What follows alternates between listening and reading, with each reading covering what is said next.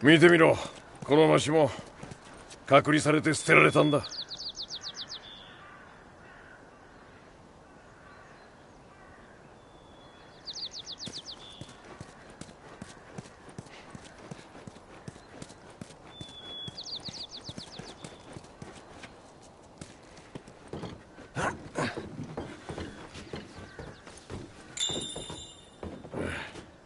ファイヤーフライが言ってた病院だ。行くぞ。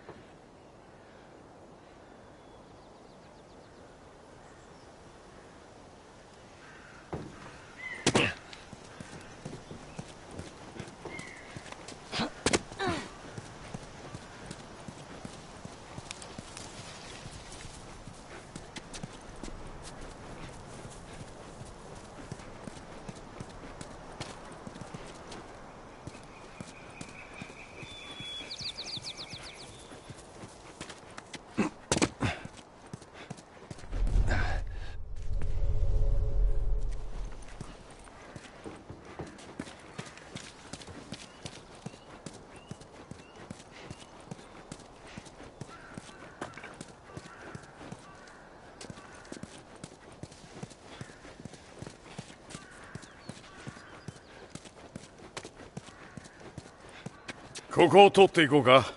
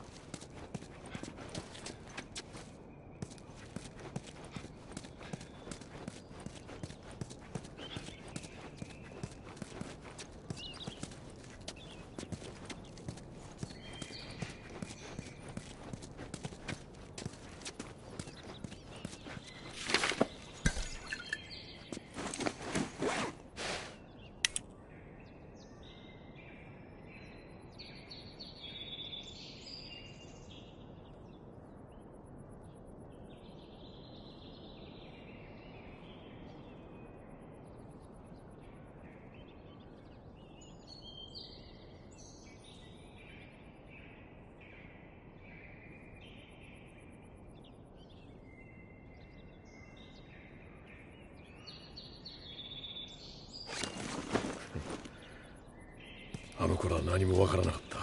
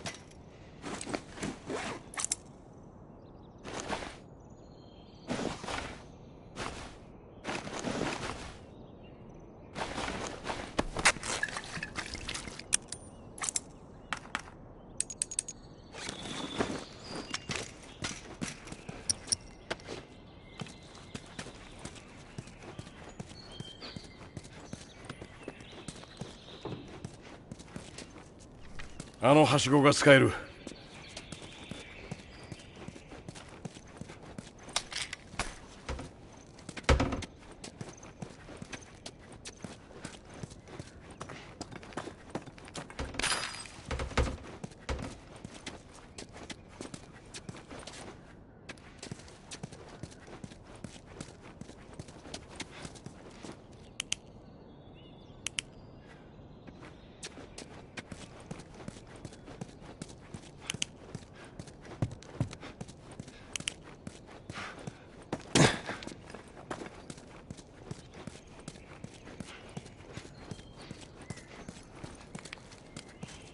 行くぞ。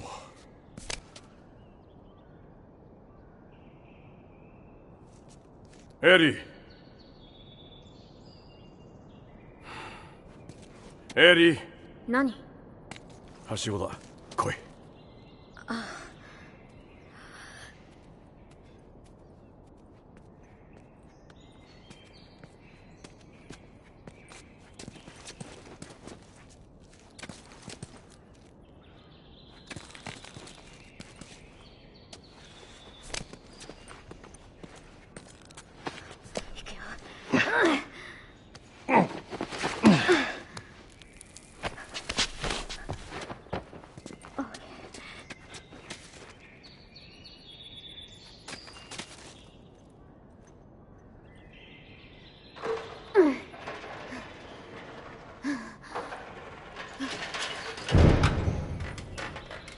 うわ、やばい。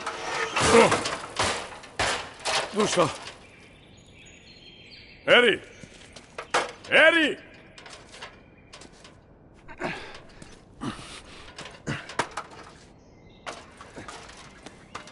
あれ見てよ。なんだ？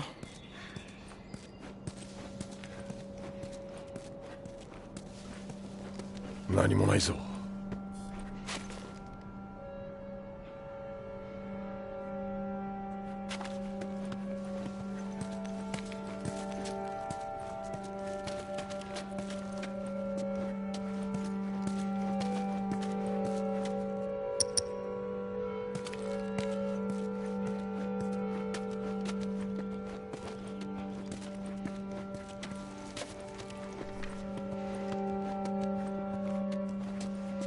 あれは。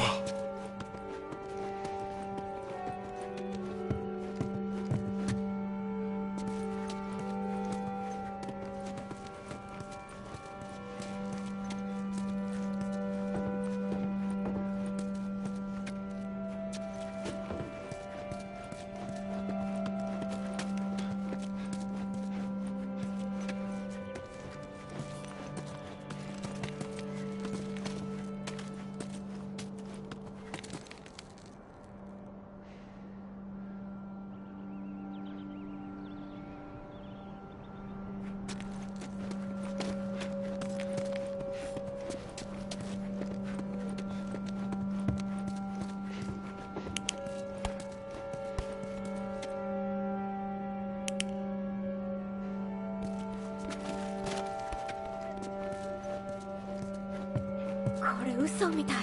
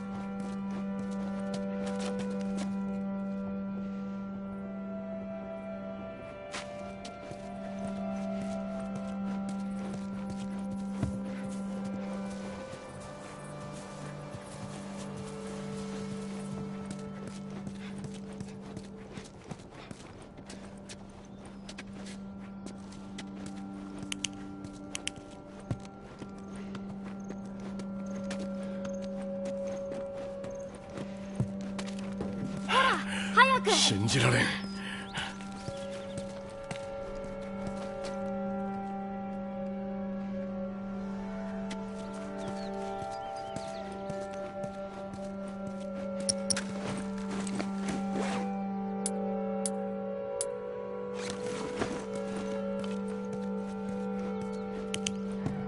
わあ、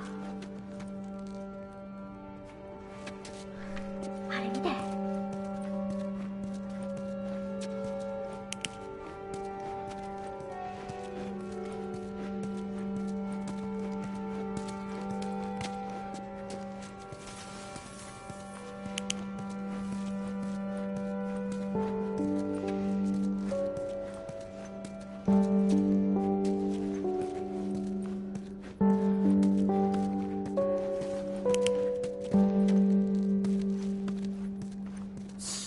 脅かしちゃダメ。ああ、そうだな。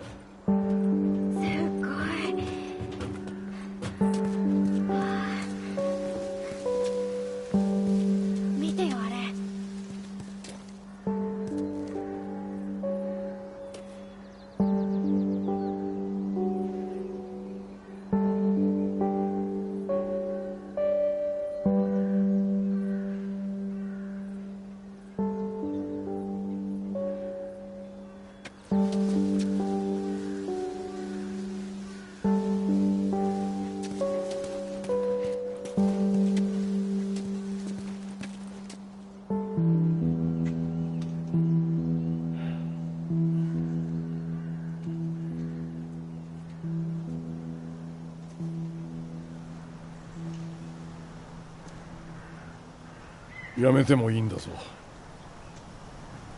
分かってるよな。やめてどうするの？トミーのところへ戻る。旅はここで終わりだ。やっとここまで来た。これまでの全てを無駄にはできないよ。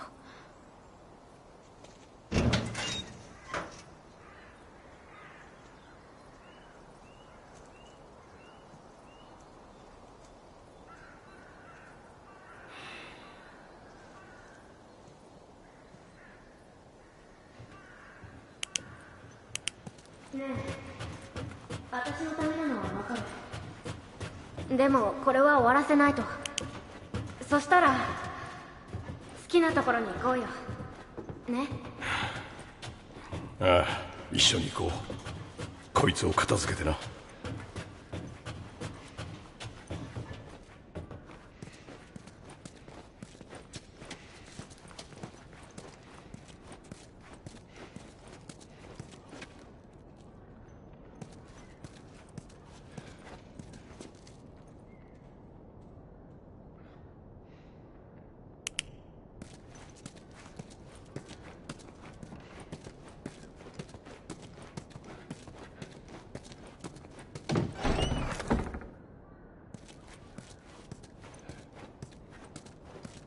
エリー、お前が読んでた漫画を見つけたぞ。いいね。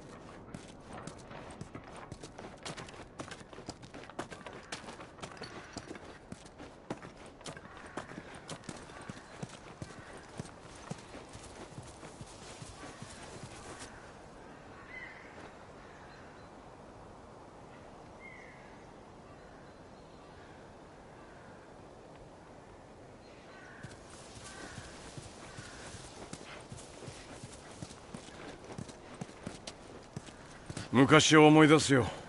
なんで？感染が広まった直後、こんな場所に連れてこられたんだ。引き裂かれた家族がそこら中にいた。一瞬のうちに世界が変わってしまったんだ。サラが亡くなった後は？ああ、そうだ。私そんなに大事な人を亡くすなんて想像できない。全てを失うなんてひどい話だね。いいんだ。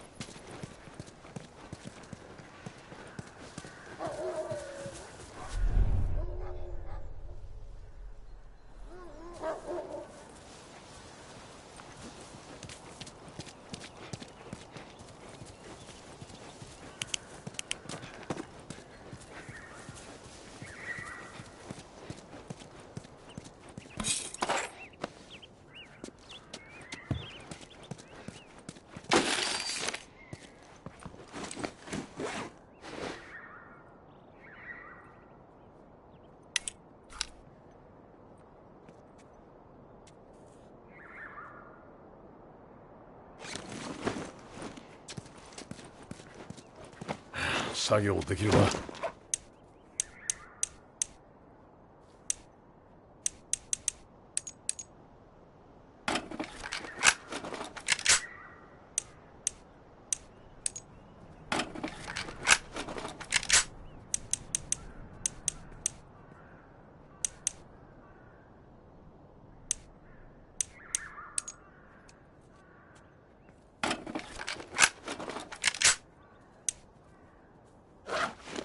うまくできた。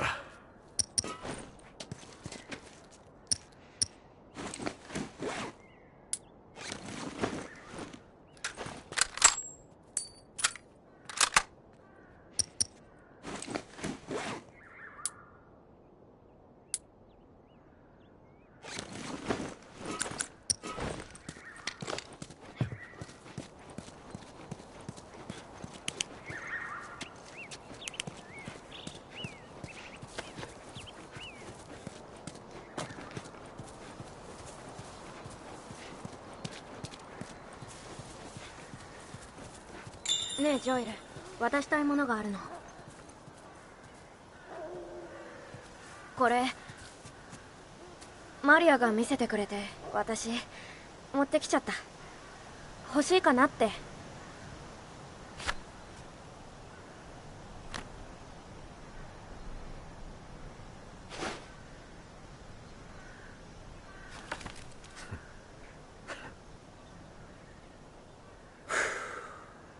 どんなに頑張ってみたって過去からは逃れられないな。ありがとう。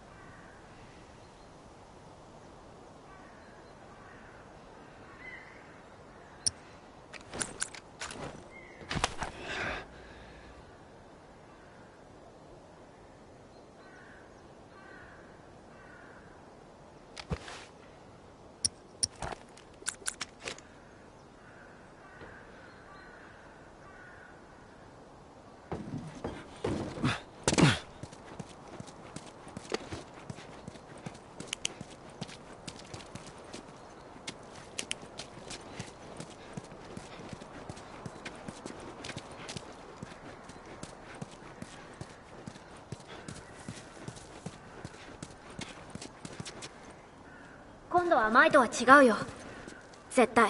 何が？ファイヤーフライはきっといる。わかるんだ。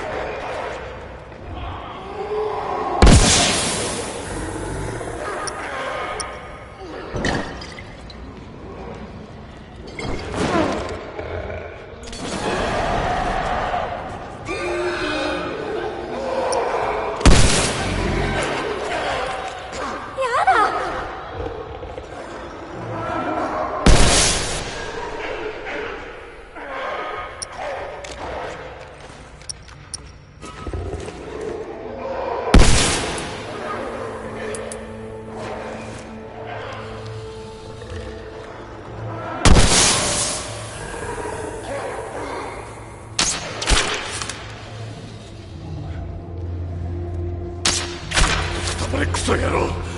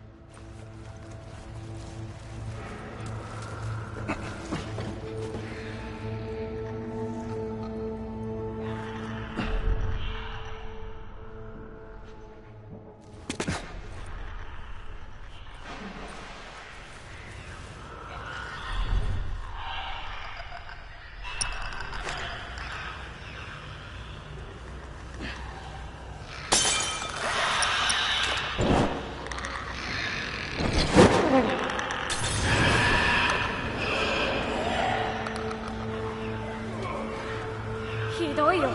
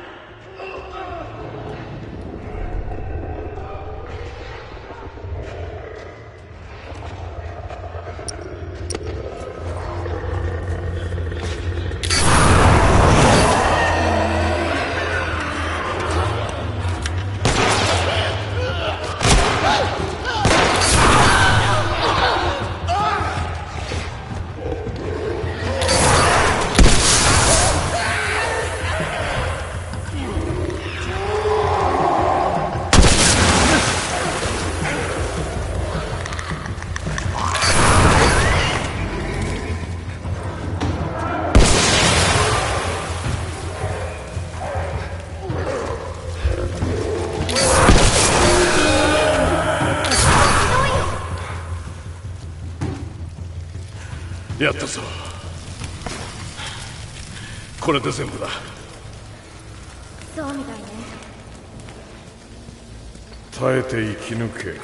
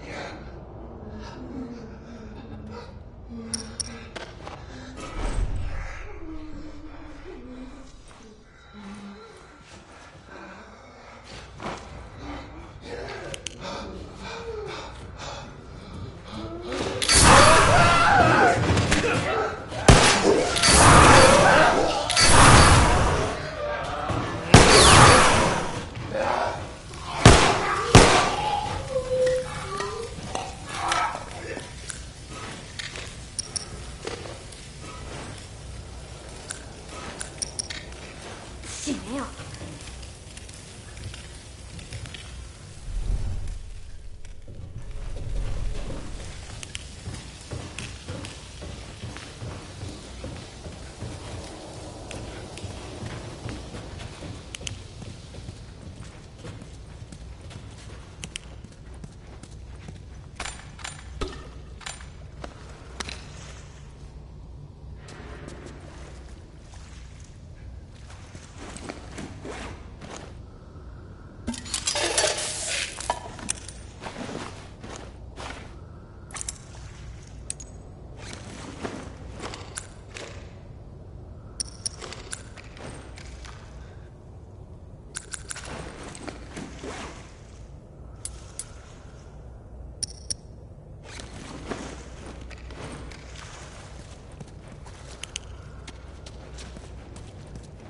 ねえ見て、あんなにたくさん。なんとか乗り切ろう。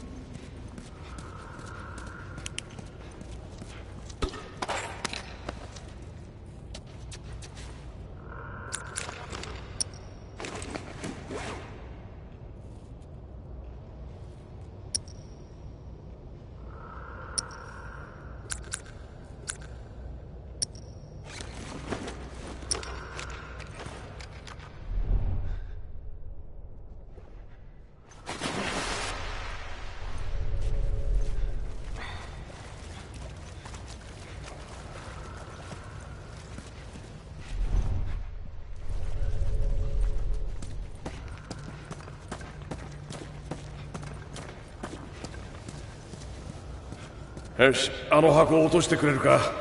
分かった。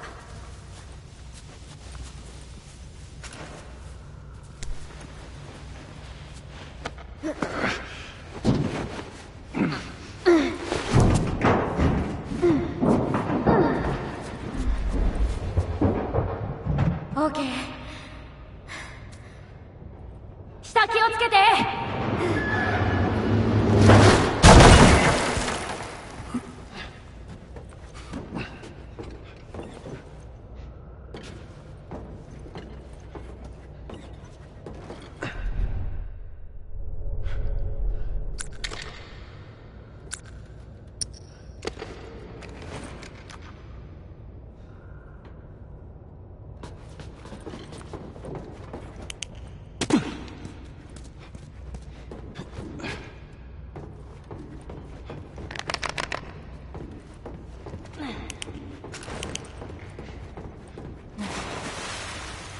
気をつけろよ、かなり深そうだ。ねえ、帰ったらそれやろうよ。それ？水泳教えて。分かったよ。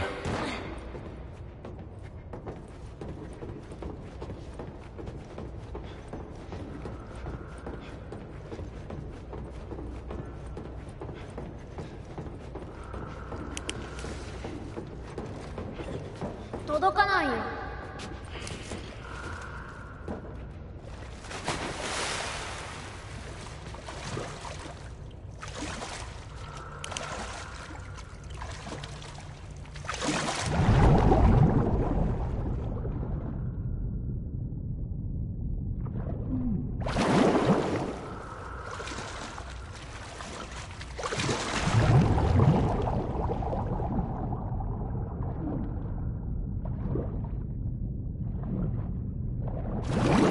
通り抜けたぞ。よし、待ってろ。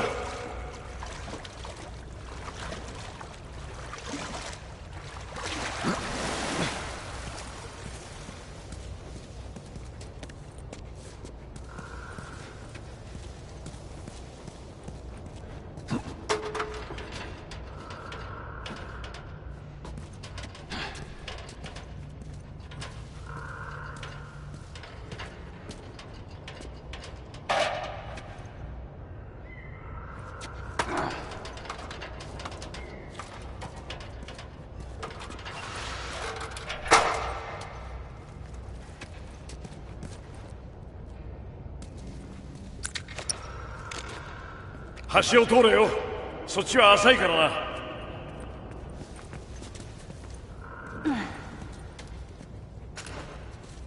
うわ、冷たい。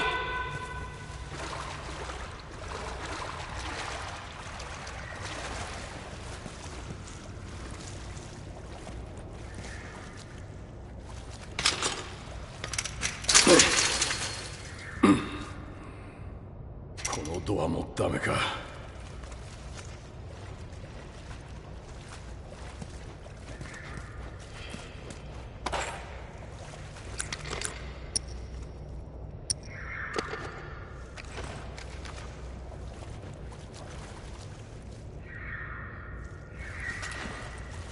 よし、足を乗せろ。オーケー。行け。ドアを開けろ。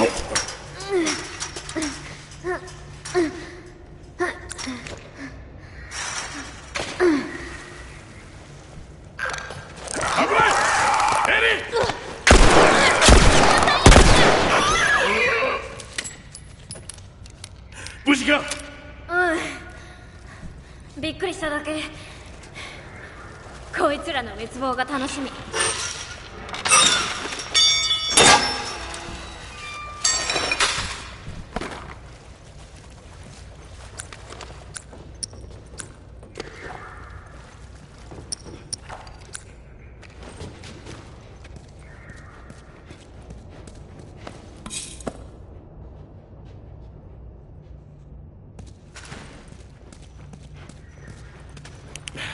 やるぞ。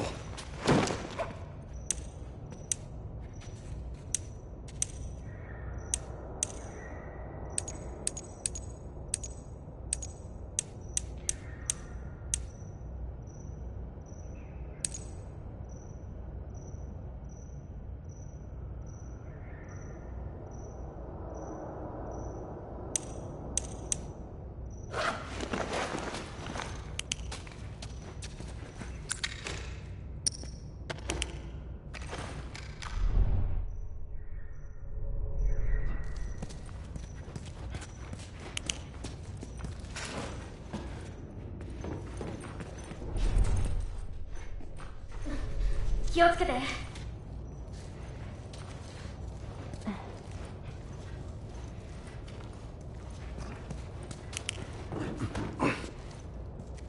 え見て、あそこ。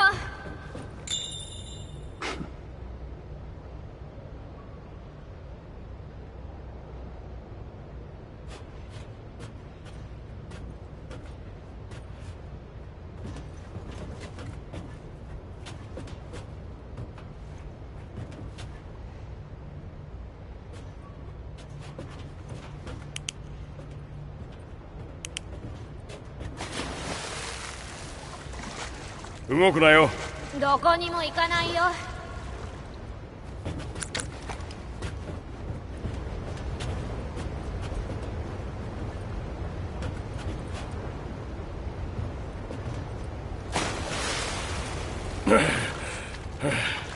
あれは飛べないな。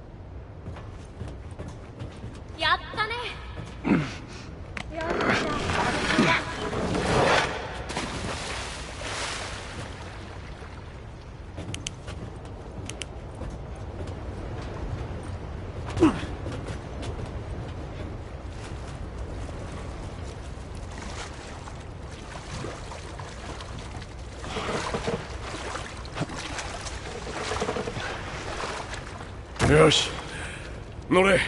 分かった。オッケー、乗ったよ。気をつけて。分かったよ。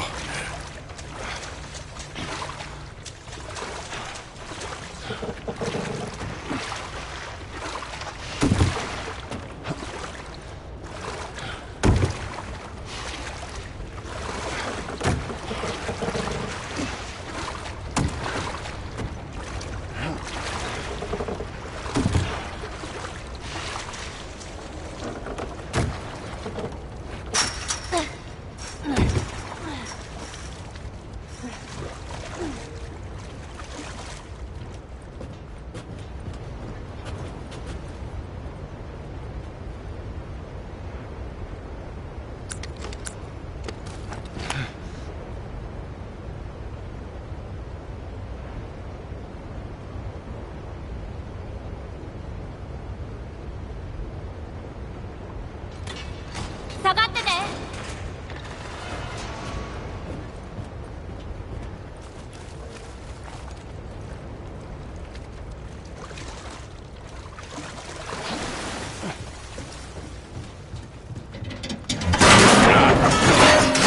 何？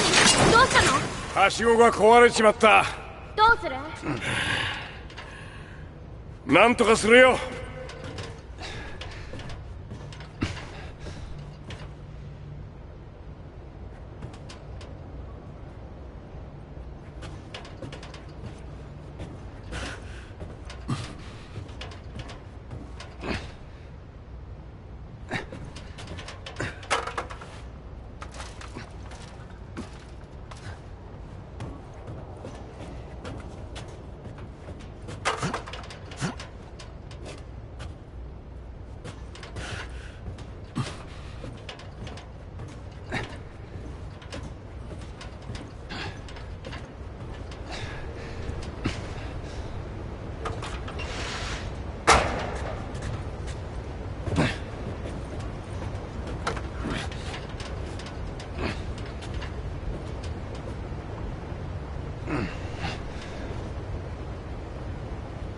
ああ、なるほど。いいじゃない。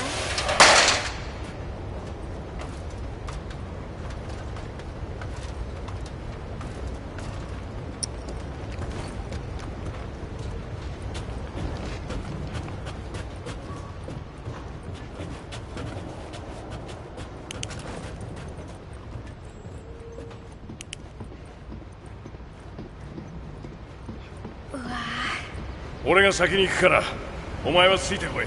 分かった、ついてくよ。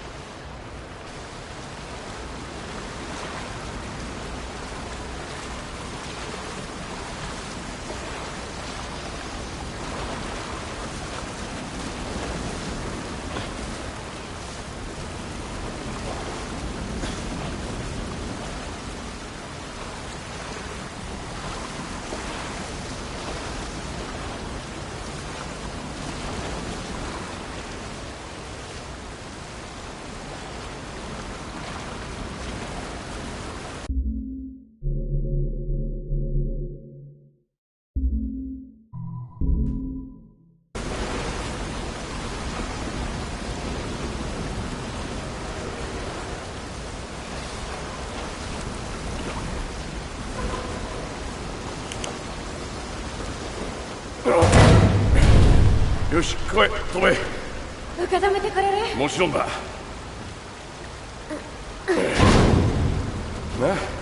一人で飛べた。さっさと外に出よう。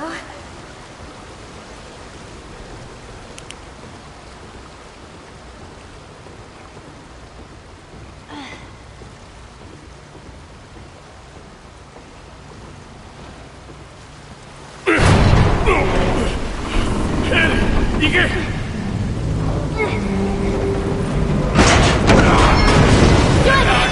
こっち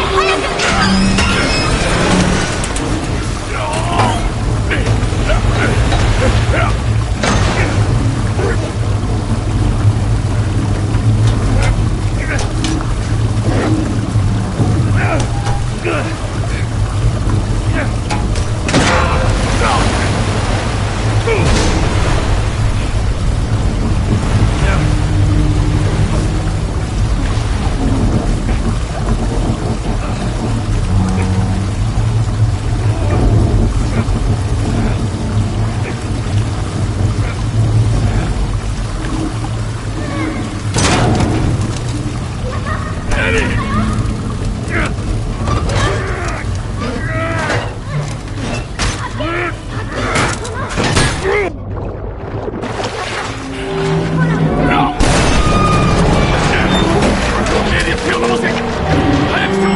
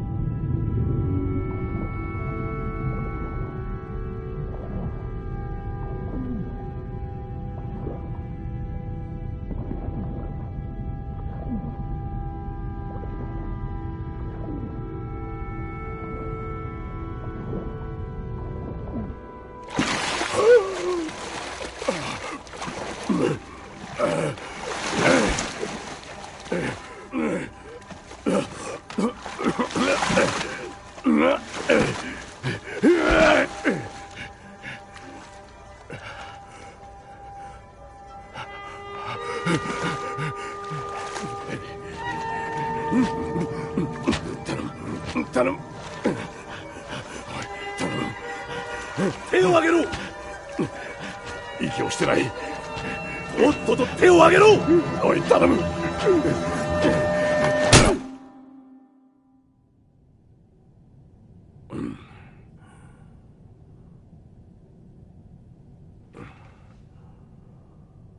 ファイヤーフライへようこそ。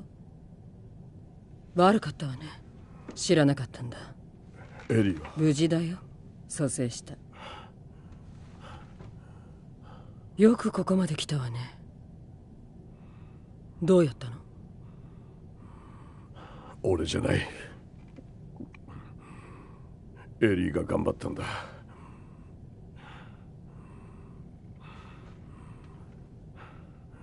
運命だったのかもな。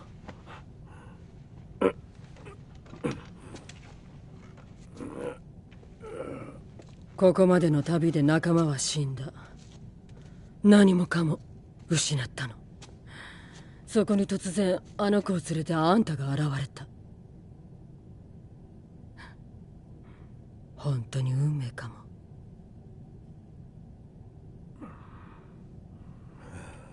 会わせてくれ。もう心配しないでいい。私たちが。いや、まずエリーに会わせてくれ。無理ね。手術の準備がある。何の手術をするんだ？医者によるとあの子が感染した寄生菌は突然変異なの。だから免疫がある。それを切り取ったら解析できるのよ。ワクチンが。ワクチンを。菌は濃度同化してる。そうよ。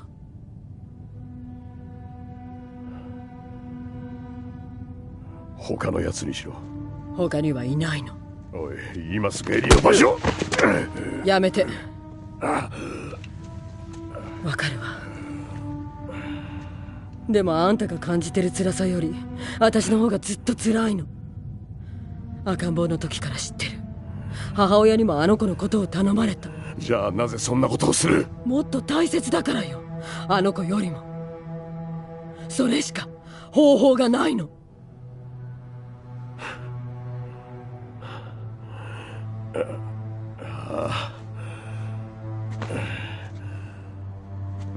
お前はそういうやつだったよな。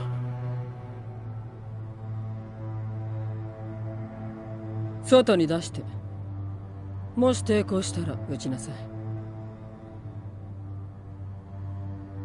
バカな真似はしないでね、ジョエ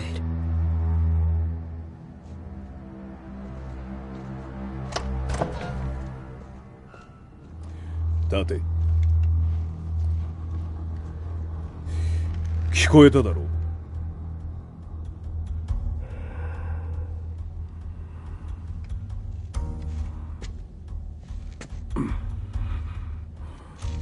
よし、行け。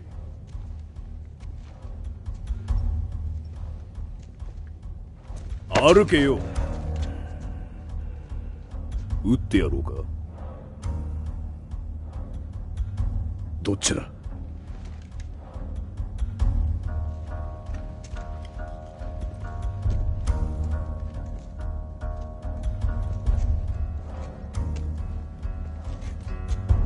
何をしてるんだ。行け。行けって言う。手術室はどこだ。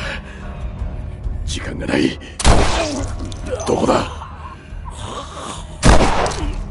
いえ、最上階の奥だ。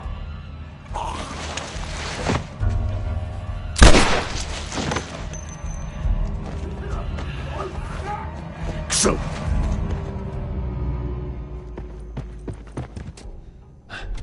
密入者がいる。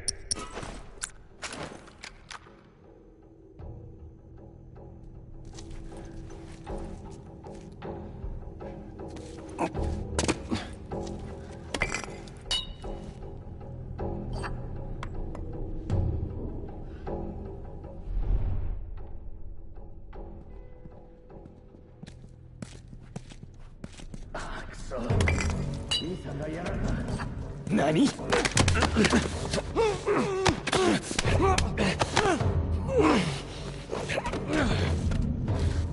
どこにいるんだクソ。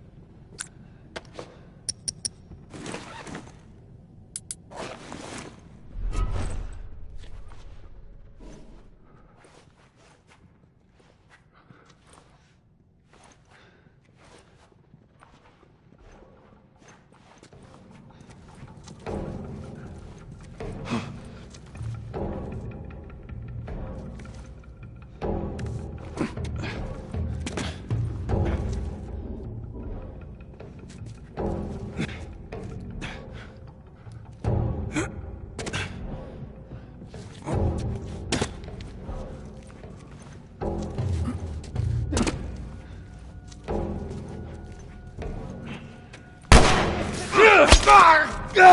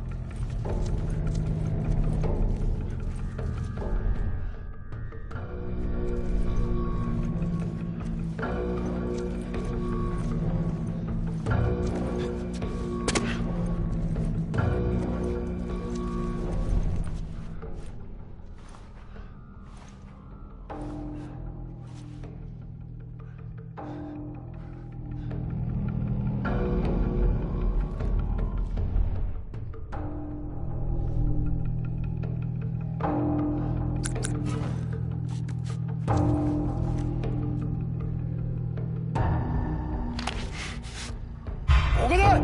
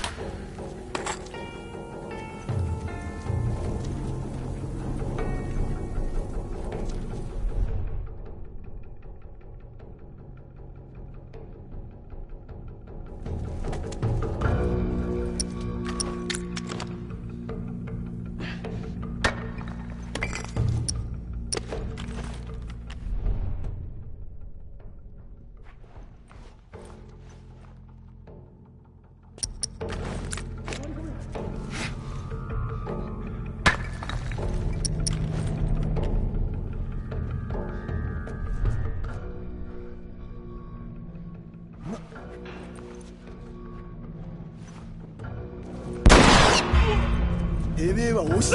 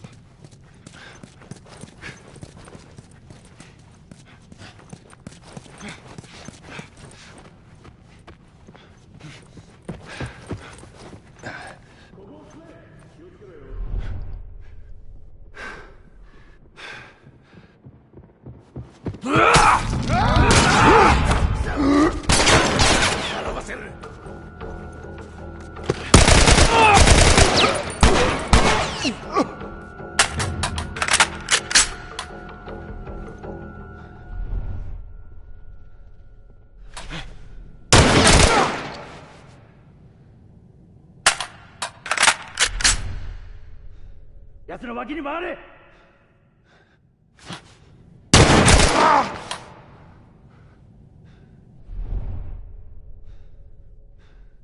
援護しろ、行くぞ。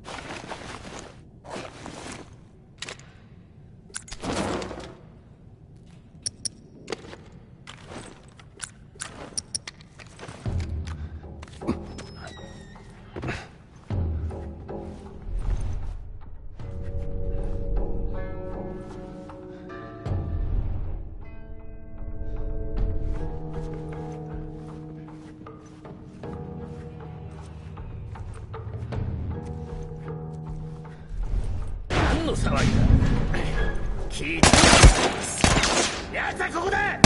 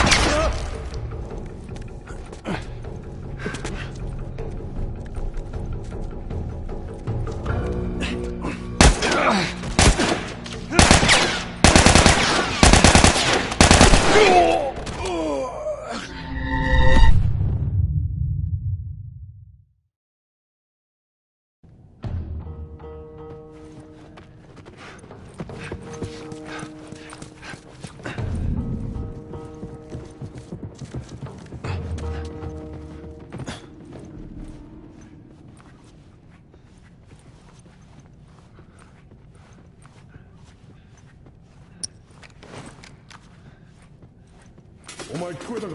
気をつけろ。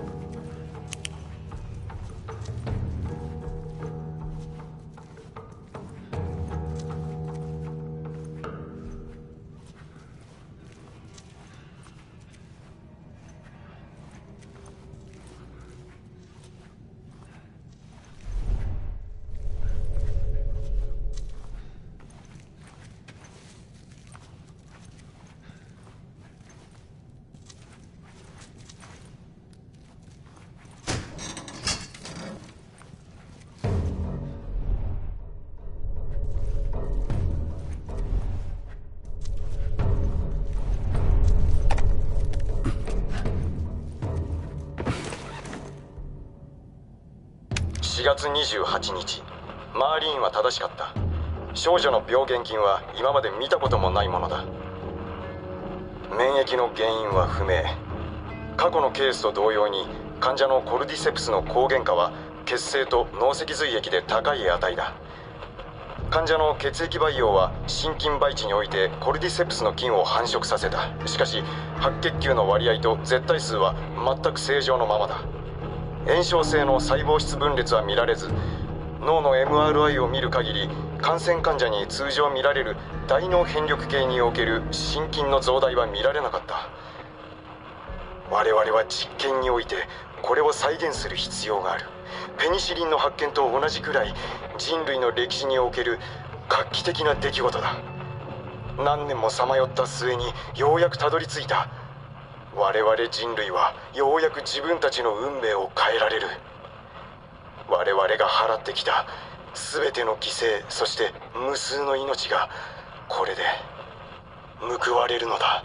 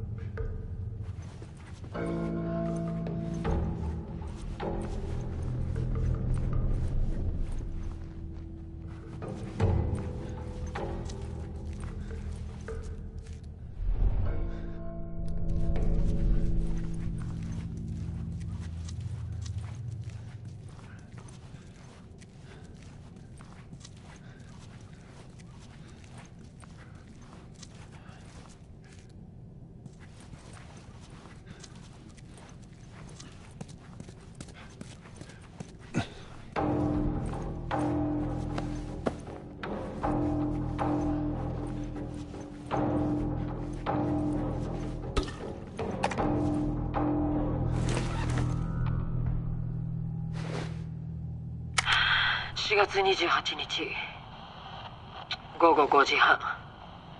今話し終えた。叫び終えたと言うべきかしら。寄生菌を取り出すには患者を絶命させるしか方法がない。つまりあの子を殺すということ。私の指示で。感染菌との戦いはどんどん厳しくなっているわ。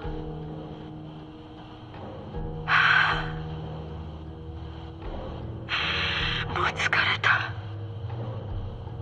私はただこれを終わらせたいだけ。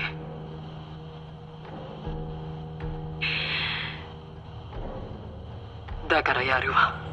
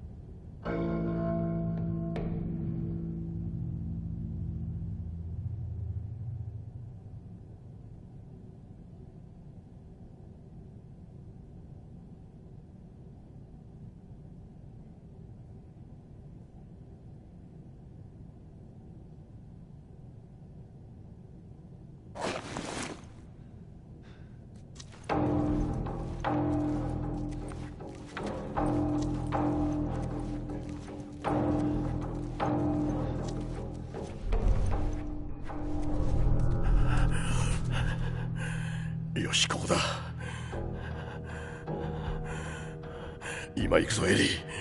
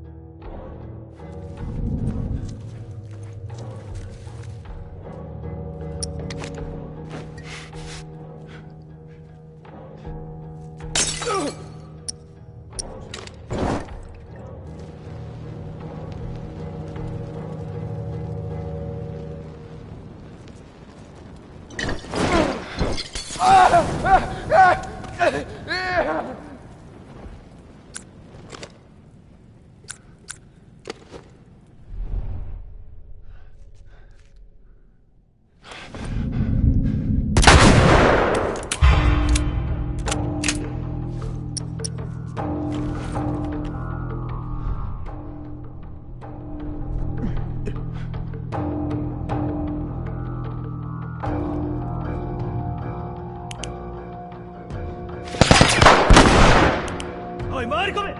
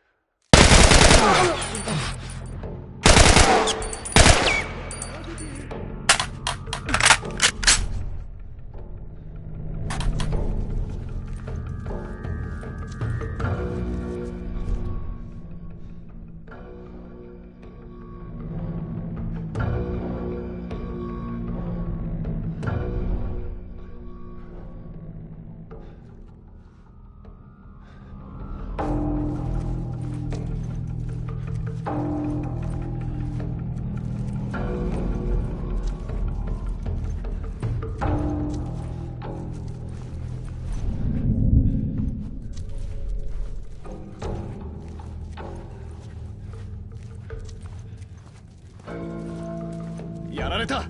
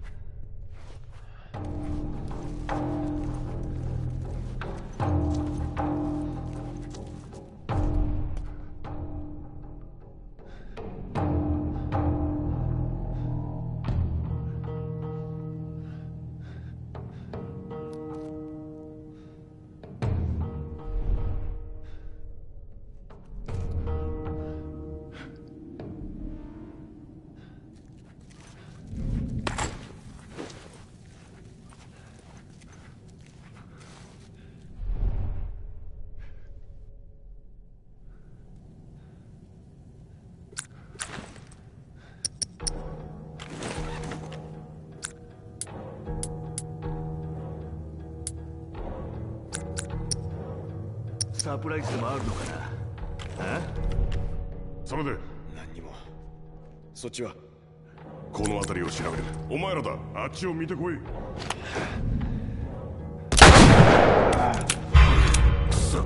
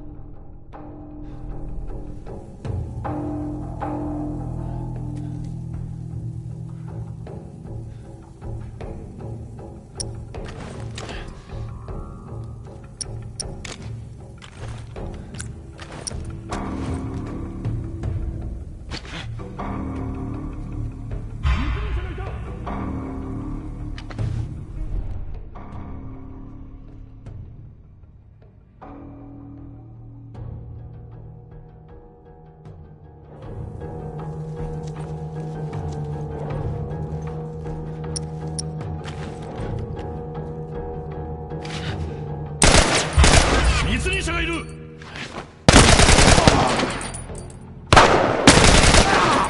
お前も死にやがれ。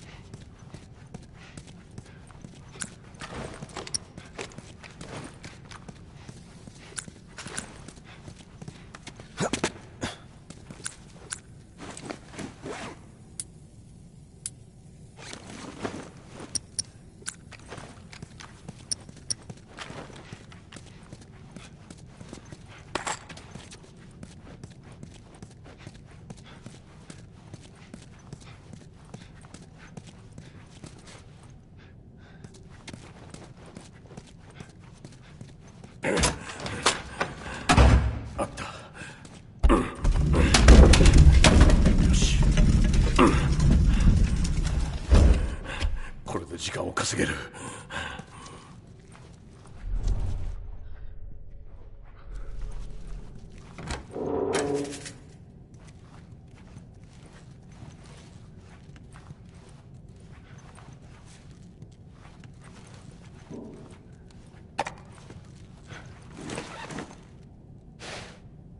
アンナ、最後に話したのはいつかしら。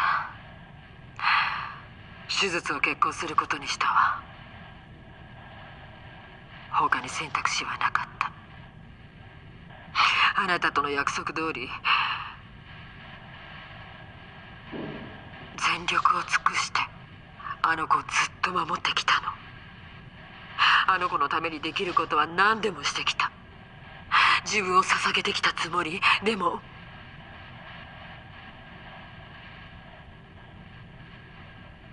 これは私たちを救うチャンス。人類よ、これを探してたのよ、あなたも。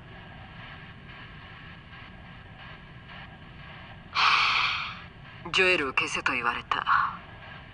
でも私のこの辛さを理解できる唯一の人間は殺せない。私の選択は間違ってない。アンナ、会いたい。あなたの娘は旅立つわ。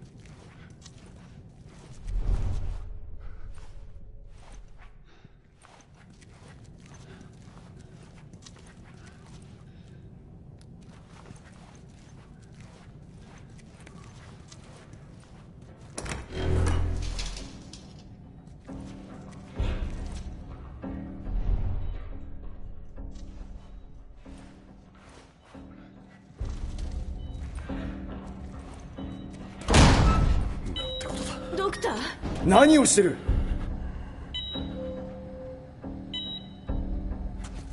諦めろ。やめろ、近づくな。いいか？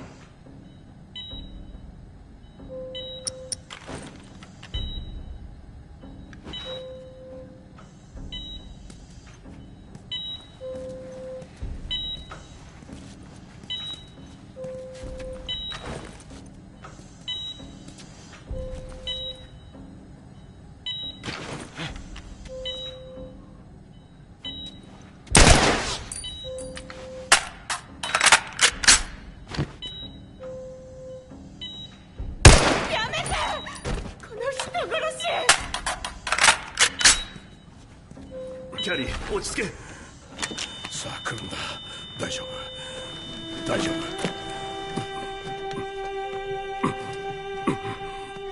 あ、くそ。下がれ。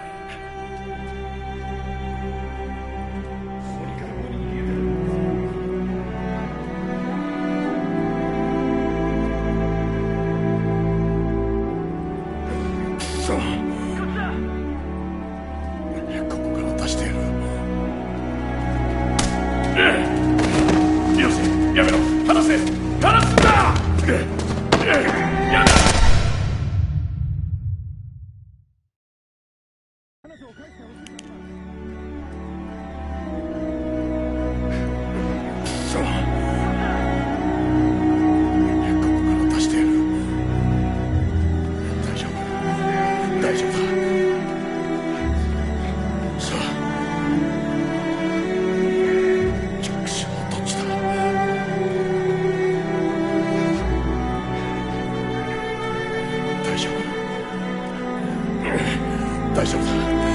心配するな。近づくな。あ、そこに。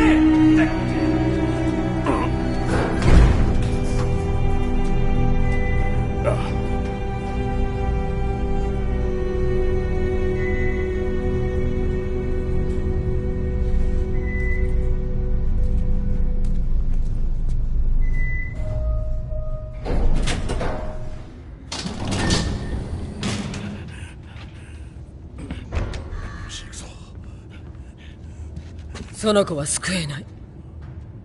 ここから連れ出したって死ぬのよ。クリッカーに襲われてバラバラにされるか、その前にレイプされて殺される。お前が決めることじゃない。エリーも望んでる。分かってるでしょ。ねえ、今からでも正しいことをして。エリーは苦しまないから。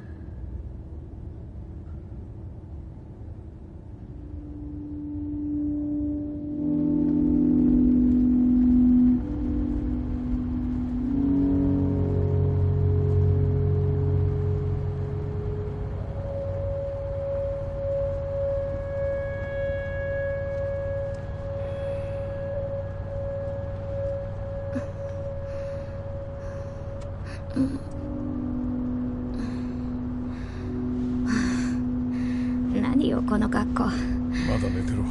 薬が効いてるんだ。何があったの？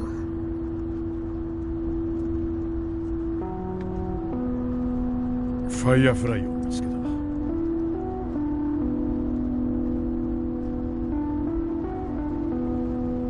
お前以外にもたくさん集まってた。免疫を持つ奴が何十人もだ。お前がいなくても平気だ。それに奴ら治療法の開発をやめた。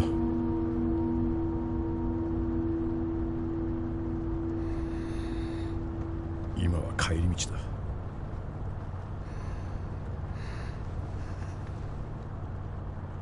すまない。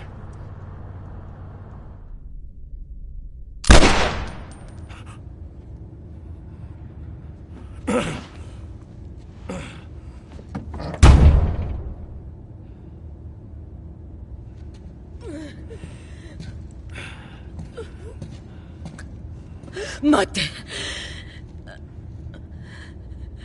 撃たないで、お願い。また追ってくるだろう。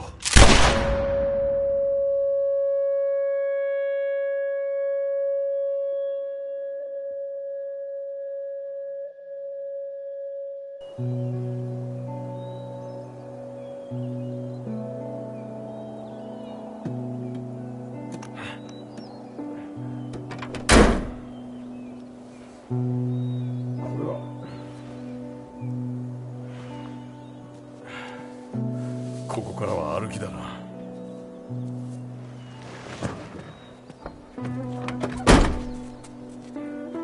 ここからはまっすぐ行くだけだ。分か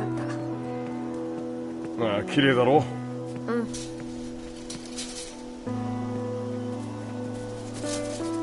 よし、頭に気をつけろよ。よし。俺も年だな。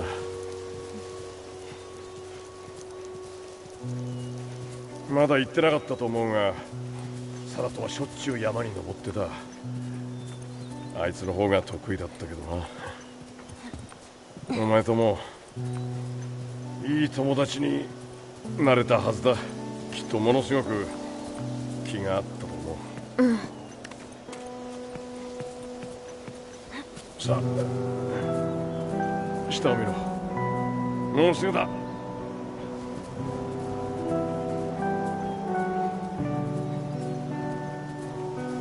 そう遠くないぞ。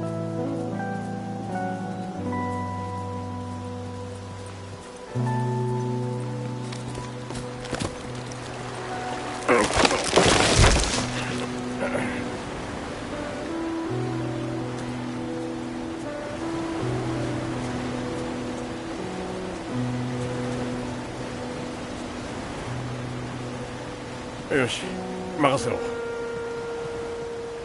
手を貸せ。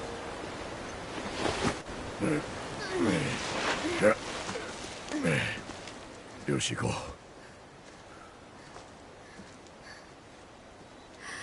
待って。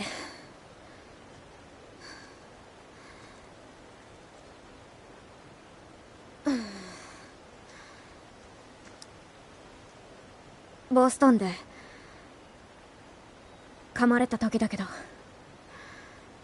一人じゃなかったの。私の親友もいて一緒に噛まれた。途方に暮れてたらその子が言ったんだ。待ってればいいじゃない、どうせ最後はみんなおかしくなっちゃうんだからって。私はまだ待ってるの。エリー。ライリーって子だった。あの子がまず死んで、それからテス、それにサム。どれもお前のせいじゃない。そういうことじゃないの。俺はな、生きるためにずっと戦ってきた。お前も何があっても戦う目的を見つけなきゃダメなんだ。こんなことを聞きたくないってのは分かってる。誓ってよ。だがファイヤーフライについてさっき言ってたことは全部本当だって誓って。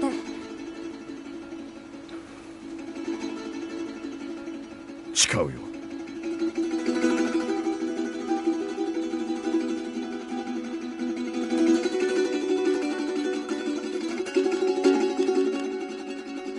分かった。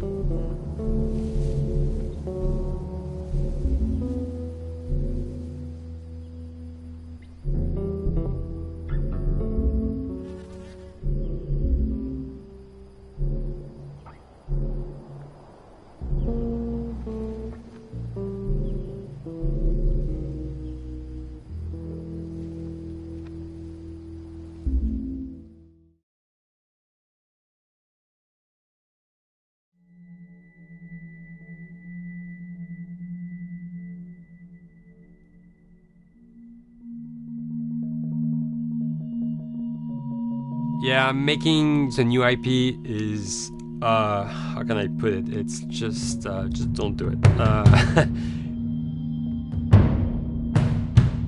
It's insane. I mean, it's a very difficult process. You have more questions than you have answers, especially when you come from like you've been making Uncharted 1 and Uncharted 2, just kind of like now like things are going, you just kind of like good momentum, and then suddenly that momentum like just drops, it stops.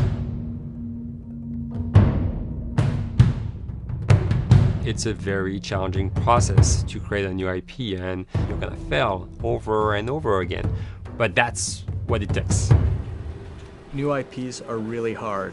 They're hard because you don't know what's fun yet. You're building new tech, new AI, establishing new characters, new art, all this. You don't get that controller in your hand for like 6 months to a year. You don't know what it is yet. I remember like ages ago coming on the project and what are the infected gonna do? Like, what are they gonna do? They're gonna behave like this. I'm like, okay, we're like trying to imagine what's gonna happen. Fast forward like 4 months, they don't do that at all because it didn't work, right? It's hard mode, right? Like it's game development on expert. There's a big thing about making a game, right? Which is a game has to be fun.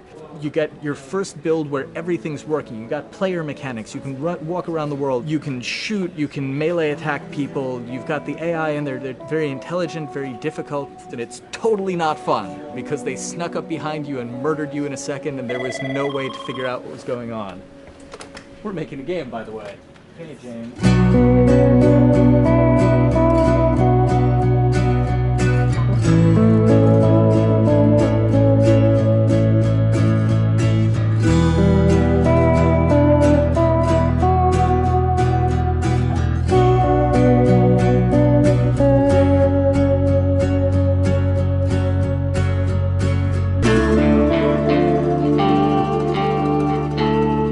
The company has grown quite a bit since I started. I think I was the 12th employee or something back when we got started, but we've tried to stay true to those smaller studio roots. I've been here for 16 years. There's just no reason to leave. I just like the environment here. It's very non-corporate. I think the way we work on Naughty Dog is kind of special because we don't really like hierarchy or bureaucracy, and no one is really just a manager here. Naughty Dog has a very flat structure. We pretty much all report to the co-presidents and the game directors. I always tell people when we hire them, just like, my job is going to be able to trust you, and that's what I want. I want just to give you something and you go with it, and I know it's going to get done. We believe in iteration, we believe in collaboration, and we believe in the people making the game working directly with each other.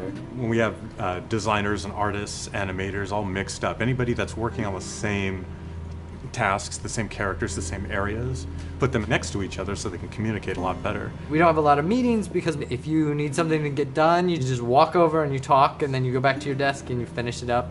And I really like that. I like when I just walk in the office and I see just designers talking with the programmers or programmers over the animators and talking to them. I think that's when really the magic happens. Naughty Dog, we really try to cultivate a culture where anybody can criticize anybody else's work. And we encourage people to be blunt about it and not try to sugarcoat it too much. It takes too long to be nice sometimes.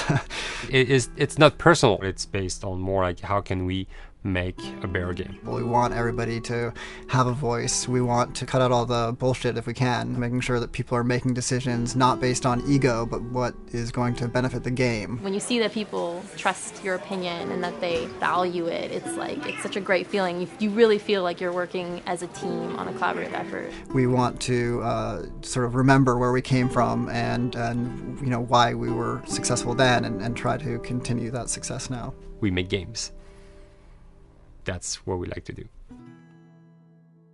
Back when Uncharted 2 wrapped up and we decided that we were going to build the second team and create a new project, we kicked around a lot of ideas. One of the very earliest ideas was to go back to Jak and Daxter.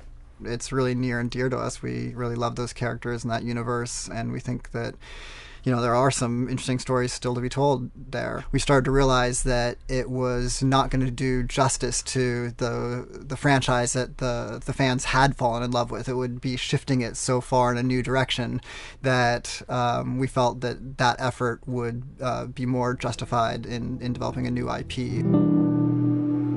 Neil and Bruce came to Christoph and I and said they wanted to do a post-apocalyptic game. I think the core essence of what they wanted to do, though, was to try to tell a story about two people and how their relationship evolved over the course of the entire game. That potential, oh wow, there is something very special about that game. This is going to be polished. Like, you're not sure if it's gonna work or not, and you have doubts. And like, should we be doing a game like that? Should we be doing a first-person shooter? Whatever. Like, you ask yourselves all those questions. And the creative director and the game director are the core of the team that have to really see eye to eye. That's why you have that balance between like Bruce and Neil's gonna try to push the just the story and the characters, and Bruce is going to try to push that with just the gameplay as well. And so it's kind of like those guys are just trying always to find the right balance between the two. It's a very dedicated process. We feel that the interactive medium has an untapped potential to touch the feelings of the player. You have that connectivity, the fact that I'm actually in the world and participating in what's happening on the screen in front of me gives us some sort of advantage to make you feel connected with what's actually happening. At Naughty Dog, that's what we're trying to do, is pair story and gameplay together. If we can make you feel like you're actually with these characters on that journey, and you're invested in those stories and those characters, then you're feeling, in theory, the same thing that they're feeling. As the story evolved and took different shapes and different forms, the thing that was always there was Joel and Ellie. And because of that, everything kind of grew out of that relationship.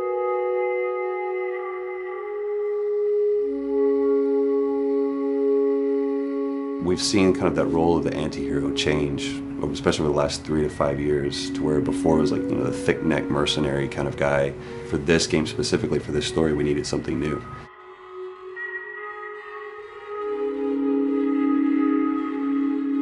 The reason we didn't want to make Ellie Joel's daughter from the get-go is because it wouldn't have anywhere to go. Of course, at that point, he'd be willing to do anything for his daughter because that is what a dad would do for his daughter.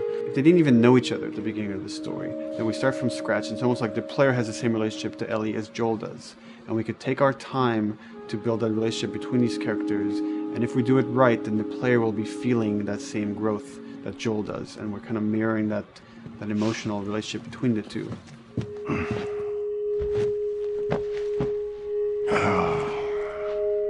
What are you doing? Killing time. Well, what am I supposed to do? I am sure you will figure that out.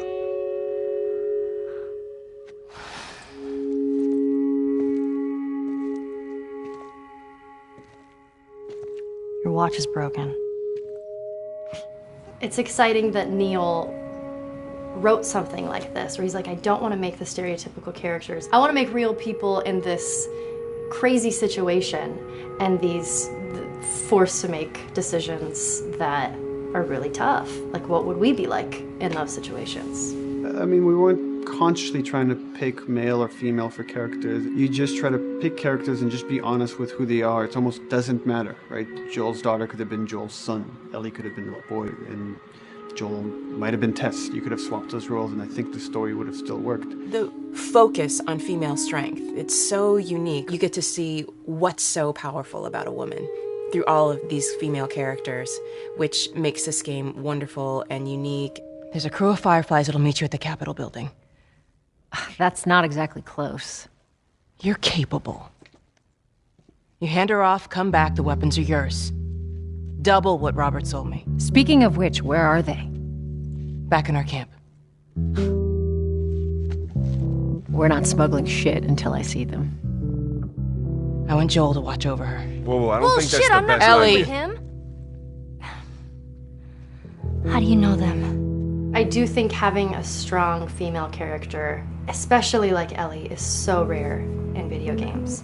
And as a gamer, and more specifically a female gamer, it's frustrating to me because I'll see sort of the stereotypical female character where she's amazingly beautiful and huge boobs, and she's there to be either the love interest or just because they're like, well, we need to throw a chick in here. We've seen the strong woman or we've seen the weak woman. We haven't necessarily seen the empowered woman from this kind of standpoint. And there's that beautiful scene where Joel finds her inside the house and she's reading through this girl's journal going, is this really what they used to worry about? What shirt do I wear and what boy am I going to go out with? You know, and to be met with those first world problems that we deal with every day and go, how trivial is all of this? I think it's going to resonate a lot, not just with, you know, a female audience, but with a male audience as well. The thing that was intriguing to me after the fact is knowing that we're kind of creating a female action hero in a way, and this is her origin story with Ellie. To sort of be such a strong female character that is completely normal looking, regular t-shirt and jeans, and she's 14 and she is still a total badass, is really exciting to be a part of that. There's so few non-sexualized women in video games, especially in the main role, that we were kind of proud that we were creating one. It's very complex, and without the players knowing it, she becomes the protagonist by the end of the story. And that's why she's in the front of the box, and that's why we've been promoting the two of them together so much. Who's there? It is a dual protagonist game, and yeah, I guess I get nervous to think about it in that way.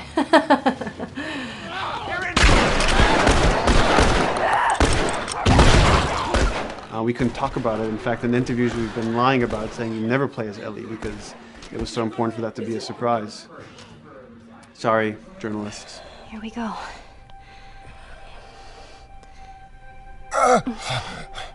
Sorry. Hold on. That's it.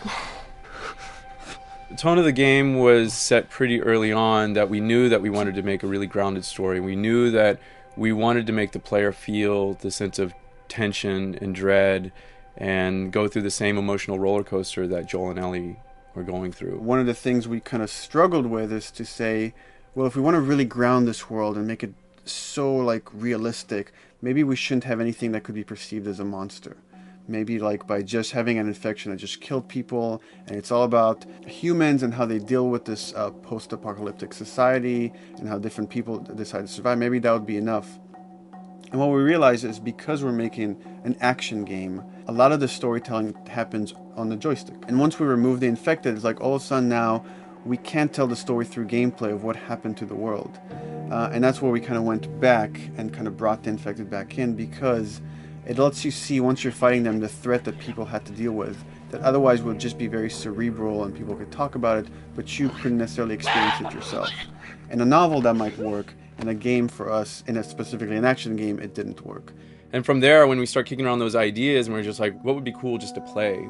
The early inception for it really came from a BBC video we saw called Planet Earth, where they were talking about a cordyceps fungus. This cordyceps fungus gets inside of the brain and controls these ants, and mandibles start chomping, they grow up to higher areas, cordyceps fungus sprouts out, and then it germinates. And essentially uses them to spread its infection and take over whole colonies, sometimes wiping them out. As soon as we saw it, we were intrigued by the idea of, what if it jumped to humans?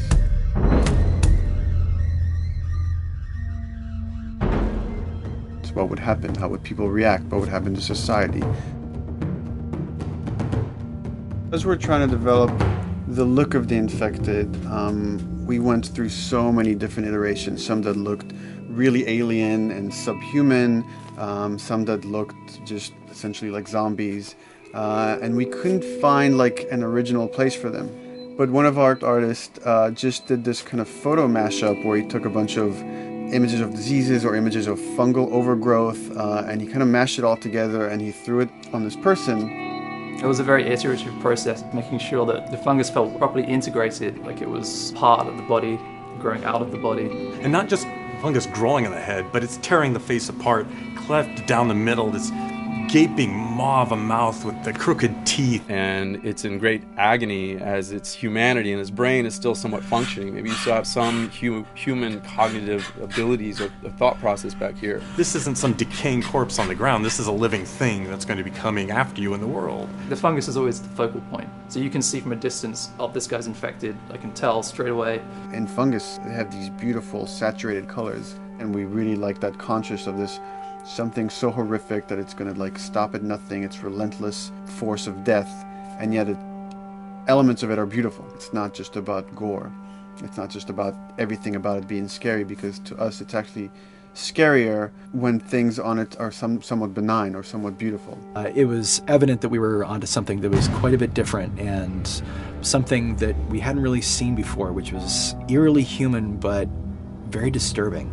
And it seemed so creepy and so unique that right away we gravitated towards it, and it's like, this is our base infected, everything should kind of come out of this look.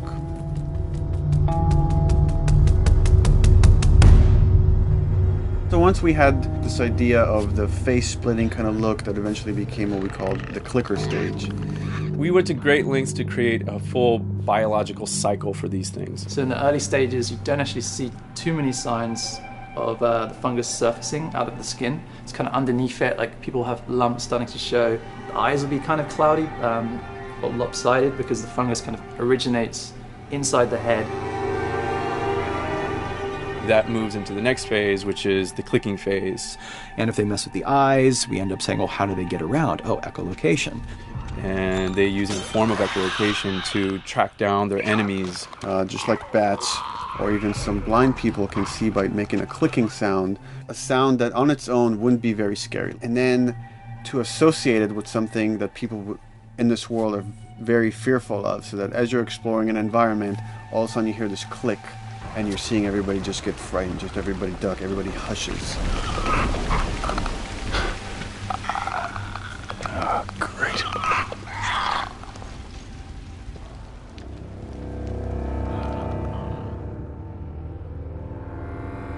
The bloater is the most severe of the stages. So large pieces of the body has been replaced by these kind of fungal plates. The fungus completely takes over the body and blooms. They're kind of covered in things that have been growing on them. Things like moss and like little life on life kind of. What the fuck is that? Goddamn bloater! When the infected feels like it's going to die, it finds like a dark corner and it becomes part of the environment. The human elements aren't there anymore. And then the body is gone. They lay down and sprout and then spew spores. And if people can breathe those spores, they become infected as well. It all had to kind of make sense of how each stage flowed from one to the other. And that's hopefully how we've created a world that you can kind of look through it and understand the science behind it and say, I could buy this, I could get into this.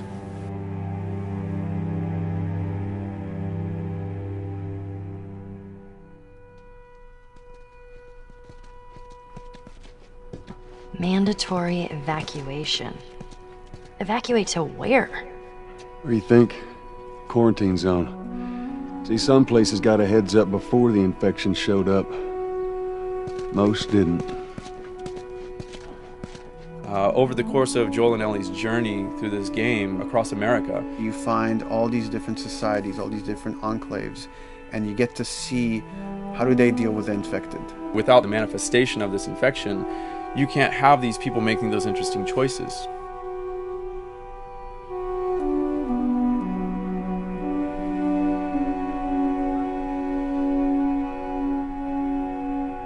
The world we decided was actually its own character, really grounded with a lot of texture.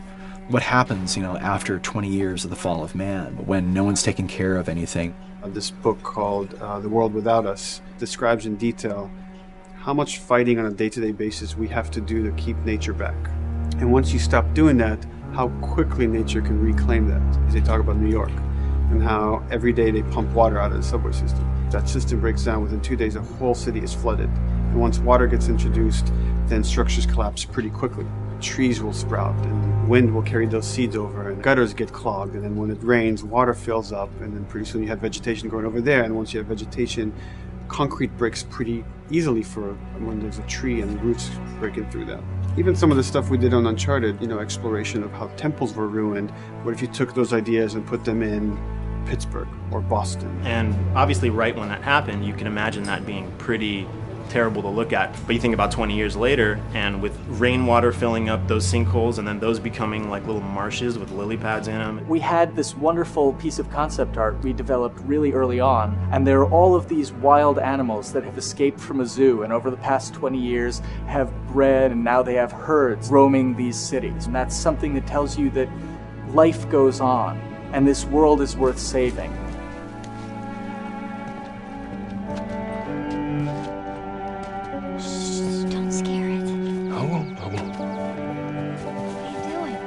There's something really pretty about nature reclaiming its domain once we are gone. So fucking cool. We have another level of OCD of the logic goes into some of these environments. Water damage seeps in, and then that creates some little moss growing on the floor, or a tree radiates energy from its base, and that over time starts to melt the snow around it. And that's the reason why you'd see those like rings of leaves showing through in the snow. That gives it that extra, you know, believability. This is pitch art. I'll try to start with an idea that conveys sort of the feel of the environment. Something like this, very brushstrokey, very painterly. You can see not a lot of detail, just energy and conveying a mood. This is sort of just a conversation starter, and then this would be more of an actual space. So you start talking about, is this too tight of a space right here? Would the player even fit through there? Do we even want to include water? Those are conversations you start having a little bit later. And then it usually needs several more passes back and forth in order to be tightened up to be the experience that you would see in the final product. So, dude, I was actually trying to figure out right here, there should probably be some dead foliage. It might be cool to see some of the dead stuff around the edges of the green, or like even spilling out into the street. Maybe what we do is, in some of these areas, we use it as like a transition from the actual concrete to the side of the building, so like they're almost sitting on top of a bed of dead foliage, like that really rich kind of like orangey brown color. Sienna or something would be nice. Something real cheddary. That's how you know you're done. The end product often ends up being stronger because that bouncing back off somebody else gives you a result that maybe you wouldn't have even thought of in the first place.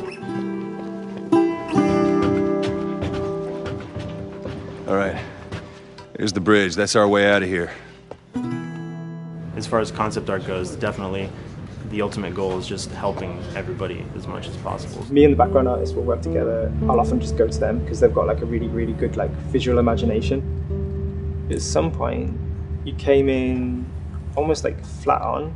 So that's kind of good because the bus station is right in your peripheral view, and you're probably going to enter the bus station. You're probably not going to get lost.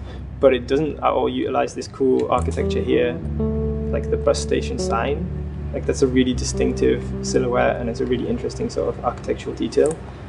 So we changed the entrance. Look at that. Another city, another abandoned quarantine zone. I think it's a better composition anyway. It's not so like symmetrical.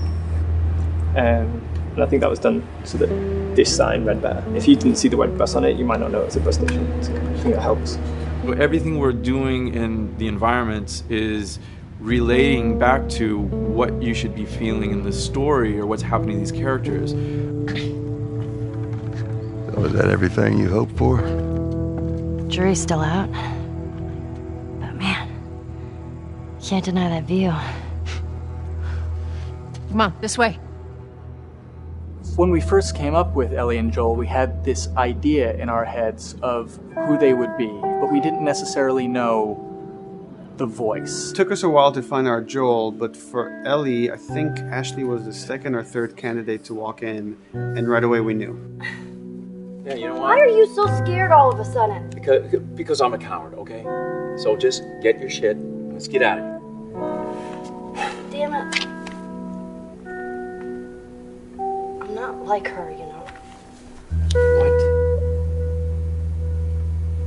You think I'm gonna end up like your daughter? The way she delivered the lines, the way she just embodied that character is like, that's Ellie, there's no question about it. And I saw the character artwork and I related to her a lot. I mean, she's kind of a tomboy and she's kind of tough, and I mean, obviously I'm not 14, and I think that's the main difference between the two of us. I read the scenes and I was like, I need to play this part. You wanna be my hero? Forget the whole bit about saving my life. Buy me a stack of these bad boys instead. Where'd you get that? Back at Bill's. I mean, all this stuff was just lying around. And then once we had her, we said, okay, well, we're going to do another round. And we're going to have Ashley this time in the casting sessions. The chemistry of these two characters was imperative to get right. Troy was a really interesting casting for Joel because when you see Troy, he doesn't look like Joel at all. You know, he's so handsome and he had like, you know, the frosty hair and totally looked like Final Fantasy. And so I'm like, yeah, I don't know. He's like this tall, pretty. It didn't seem right. I walked into the room fully aware that I was the youngest person that they were seeing for this role. There was a line that was in the audition side that says that Joel has few moral lines left to cross. And so that became the anchor point to the character. But then as soon as he spoke and he had the grit in his voice, warm yet kind of dangerous. And his movement is just like you bought into it. Why are you so scared all of a sudden? Because I'm a big coward, okay? Now pack up your shit and let's go. God damn it. I'm not her, you know. What? You think I'm gonna end up like your daughter? Lily, you are treading on some very thin ice right now. It was Ellie and Joel. after he read, it was just like that was it. I've done some video games in the past, but to be handed the mantle of a franchise like this was a pretty big honor. Is she alive? She's alive. She's David's newest pet. Ah! Where? In the town. She's in the town. You mark it on the map. It better be the same exact spot your buddy points to. Neil pulled me aside one day, and he said, I have some ideas. And as you're well aware, Neil is a little twisted.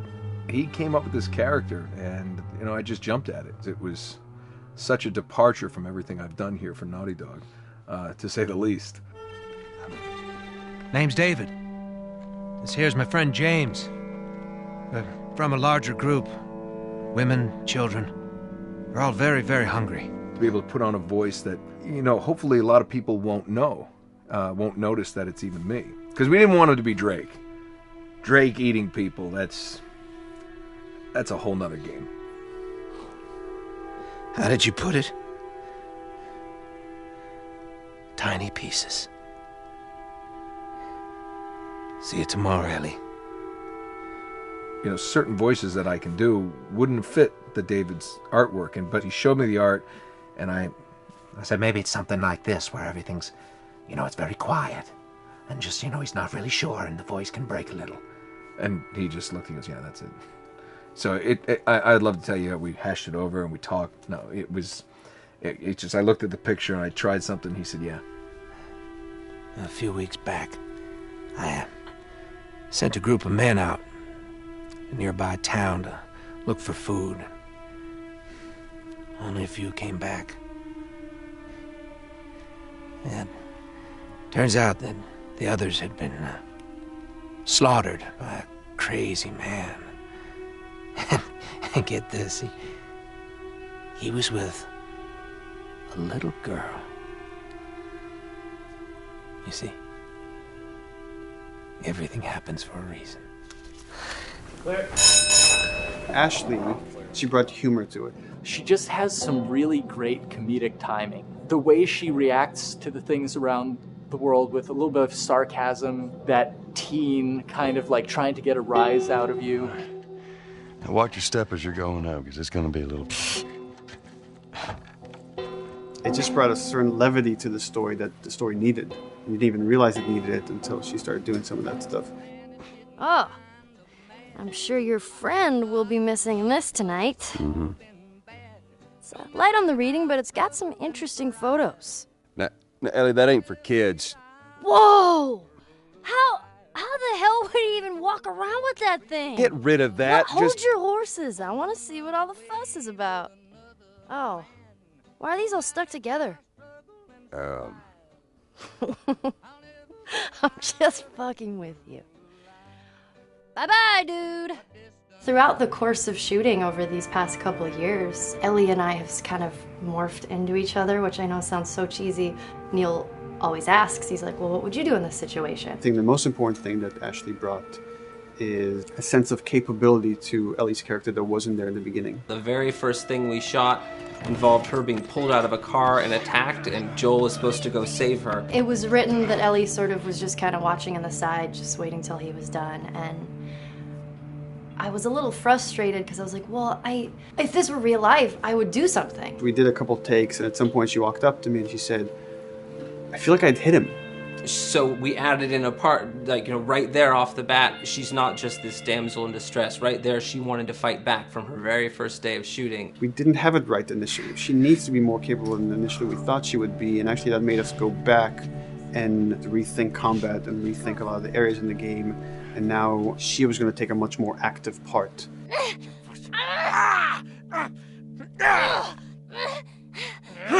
Anything that requires, a lot of body movement, we do with the actors on the mocap stage. And we try as much as possible to use our actual principal actors, use their body motion as well as their voice. We capture it all at once there on the stage. Having the actors perform as well as being recorded at the same time was imperative to get an accurate performance. Because every time you split up the performance in any way, you lose some of that magic where they did a gesture or they delivered the line a certain way.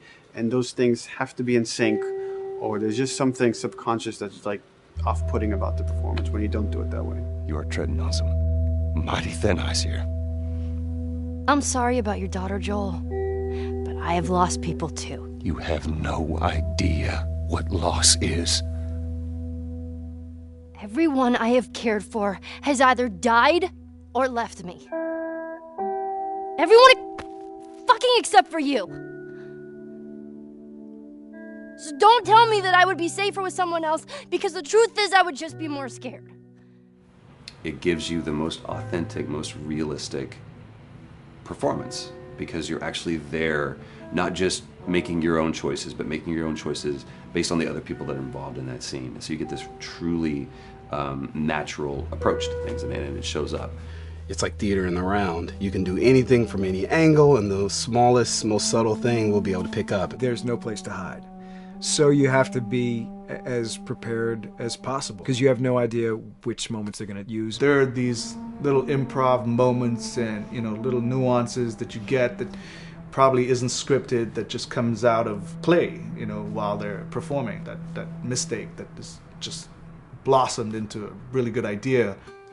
Did we improv on The Last of Us? Yes. Yes, we did. Doing this was a whole lot like being 5, playing in the backyard with a stick, and this is my machine gun, and and a pine cone is my hand grenade. It's all your imagination. I'm doing the exact same shit that I did 45 years ago. I just get paid for it now. We square. We're square. And get the fuck out of my town. I don't do a lot of voiceover work, so for me it was nice to be able to work off of your other actors. I can't imagine it working any other way. I'd never done mocap before. I didn't know what to expect. The suits were crazy. Yeah, the suit gave me wedgies. Like, deep wedgies that I had to pick out with my middle finger. Too much information. Just how damn sexy I look in a motion capture suit. I look like 10-pound of sausage in a 5-pound casing in that thing, man.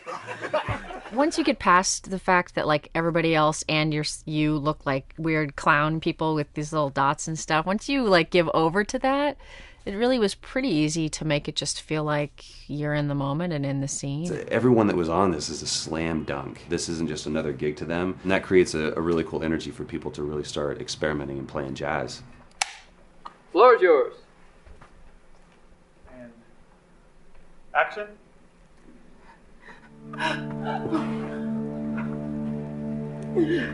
Fuck off! Hey! Oh, let her go! Don't worry, this is fixable. But I can't come with you.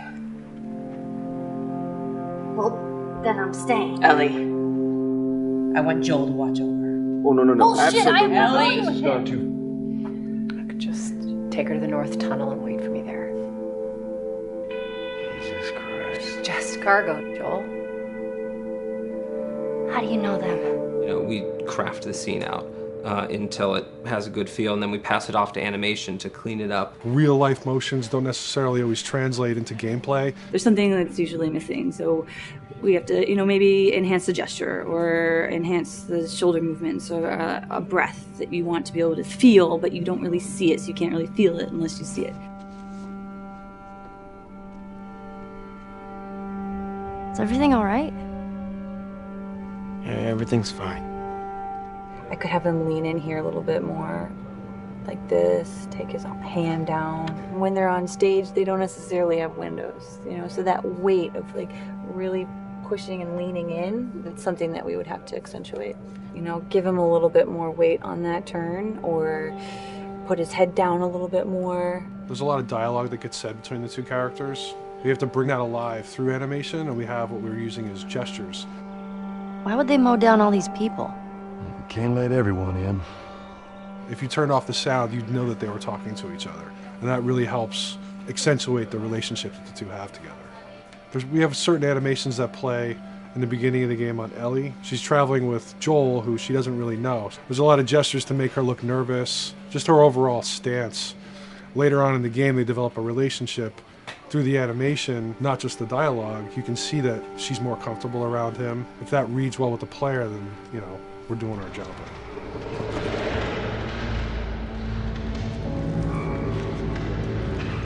We want her to look scared when she gets a gun.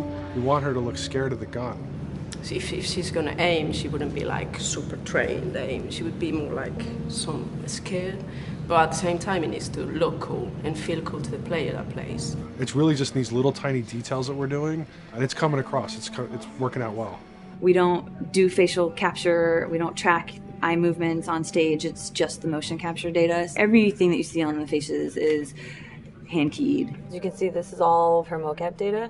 And so when I'm doing something like this, I go back and forth to the performance that she was giving, and I watch just this section over and over and over again. So this is our default face. I can make everything super extreme and make her all squinty and angry, turn her frown down. I can open her mouth, stick her tongue out. It's listen, watch. Okay, where's her mouth at this point? Like, is it open? Is she making like a grimace? About Tess, I don't even know. Here's how this thing's gonna play out. You don't bring up Tess. Ever. Matter of fact, we just keep our histories to ourselves. We shoot all of it to just get the body motion, and then we'll do a second pass with the cameras. The scene's playing back on an overhead projector, but it's also playing back on a monitor that's attached to my rig. Sean and I would go to the stage and motion capture the camera filming the scene, and so he would get a whole wide shot, a whole close-up for the whole scene. You can change your lenses, you can use your standard 35, 85, 50s, whatever, all that sort of live action camera cinematography, you can apply it on stage. We make sure to go back in and add flaws. We keep the confinements of the room so the camera can't go past a certain wall, because then we have this cheated perspective. If the cameraman bumps into the wall, we keep it. Missing focus hits when you're pulling focus, going too close to a character and reframing, those little moments in there kind of keeps it very cinema verite. If everything was too perfect, you wouldn't be able to put your finger on it, but you'd be able to feel it. It would just feel off. It's very much about grounding it, despite having the option to do whatever we want. Being able to place the cameras anywhere we want after the motion capture gives us both advantages and disadvantages. The biggest advantage is it means that we just have to nail the best performances we can get, and the luxury is that we can always swap it. The 3D world gives you limitless opportunities with cameras and movements, exposures, all that stuff. Most of these cameras are sort of set up like real world cameras. So we have lens, we have f-stop that will create the depth of field. We have aperture to set our film back and all that stuff. Master, and then I have my close-ups, my over the shoulders, sort of just like a live action production. Let's go to camera 30 at the 23.458. Then I get that kind of weird, bend across his back. The closer I bring the camera, the more bend I get, which is, doesn't look right. It looks less cinematic than if I do that, which flattens the whole thing. And I'm trying to also catch Ellie. Like if you scrub a little more, catch her in the back here. So I want a longer lens of that kind of stuff. Since I've only had experience working with live action before I got into video games, it was a kind of a cool adjustment to be able to have this extra flexibility in post, to swap a line of dialogue for something different, even though that's not what the actor said at that time, and to be able to still have a close-up on them while they said it. You get to make it probably more perfect than you could ever make it in live action. How far are we gonna take As far as it needs to go.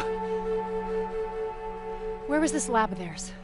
Because our actors are both the voice and their body, they get to play, they get to try things, they get to work with our director to kind of come up with new ideas, or even our director will have a new idea on the spot that wasn't there in the script, but realizing when he sees it, oh, well, this would actually be better, this might feel better. And those changes all just happen organically there on the set. He could even lead straight into his thing. It's like, no shit, yep, Tyler wanted to do that, so we rented 2 Harleys and drove cross country. Keep it pretty succinct, like we got the bikes, rode them cross country. Cool. It's shocking to me that this is Neil's first time directing. There was a specific tone and a specific approach that Neil and Bruce wanted to take with this. It just came down to there's nobody knows the story better than you, and then there's nobody that knows these characters better than you. Why don't you just do this? He and I actually had a conversation about it. He says, I think I'm going to try this myself, and I'm not sure. Neil was fantastic. The floor is yours. Okay, so remember, you've been running away from this turret-mounted truck. If you come to this dead end, you're going to look up and see a potential way out. And action. Check it out.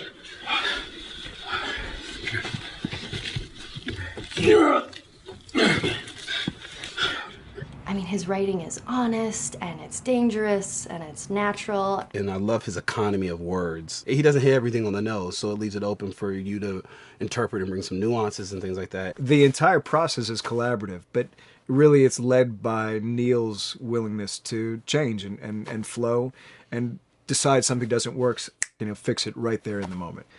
And it is something that's very foreign to the way that TV and film is done now, where everything has been micromanaged by the time you get it to the table read, and no one wants you to change anything, and everything's very precious and has been rewritten with notes from 20 people in suits, and you can't do that just anywhere in entertainment these days. Yeah, I want to make sure. I think I swung too far over to this way, and now it's a little bit of making jokes about it, and we need to bring it back to center a little bit. There's one scene in the game where we see Joel not as a ruthless survivor, but as a father. I knew from the very beginning that he was going to lose his daughter, and I just told Neil, it's like, when that day comes for us to shoot that, I need a heads up. About a week before, he said, it's time, we're going to do that scene. I was like, okay, because I knew that I was going to have to go to this place that you don't really want to go to as an actor. You want to find some aspect of reality that you can empathetically draw from, Troy and I were both kind of just like walking around for a while and just kind of getting into the zone, and well, my grandpa died when I was 8. He was like my dad, and so that's always what I use to get into that place. I started recalling all those memories and starting pulling up all those feelings, and they're just right underneath the surface. When I walked back in, everyone realized that something was different. They kind of calmed down, You could feel the energy just drop a little bit more. It was brutal. I lose my shit. I mean, just completely break down. Don't do this, please, God, no. Oh, God, no!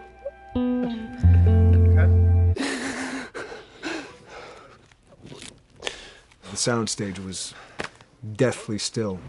It was the first take, and I felt really good about it. And it's like Neil said, okay, let's do it again. And so you do it again, and automatically you feel like you're manufacturing because you're trying to go back to that place, and you're in that actor nightmare of trying to get back to that reality. And we go through it again in 5th and 6th and 7th take, and I'm just exhausted. I'm crying between takes, and I'm looking at Neil going, this is really, really hard. And finally, after the 8th or 9th take, he said, all right, I think we got it. I was like, oh, thank God. And I went outside, and I was just jacked up for the rest of the day. Just a wreck emotionally. But we got it. Then 2 weeks later, he calls me. And he says, so we need to reshoot a scene. I'm like, cool, what scene are we doing? And he just looks at me. I said, dude, don't do this to me. And you can either at that moment throw your hands up in the air and say, fuck this, and walk away. Or you can say, okay, this is an opportunity to get it more right. I'm like, okay, all right, if you don't think you got it, I'm gonna show you that you got it. We've got it in the can. And so we go through it again, and it just feels fake, feels artificial. And Neil goes, go through it again. We start doing it again, and I'm getting madder and madder with each take. And finally, about the fourth take, Neil comes over to me, and I love him so much. He goes, so I'm picking up on some resistance. I was like, you're damn right you're picking up on some resistance. We've got this in the can already, and we're just wasting our time, and we're wasting all this effort and energy.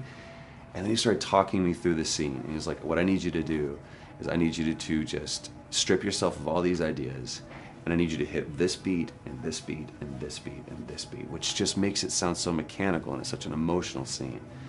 So we start going through it, and literally I am mindlessly doing these things at this point. It's okay. I know it hurts, baby. I know.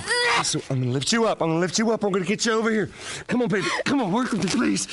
God, baby. Sarah. Sarah! Don't do this to me, baby. Don't do this to me, baby. Come on. Come on. And he stops, he goes, now we got it.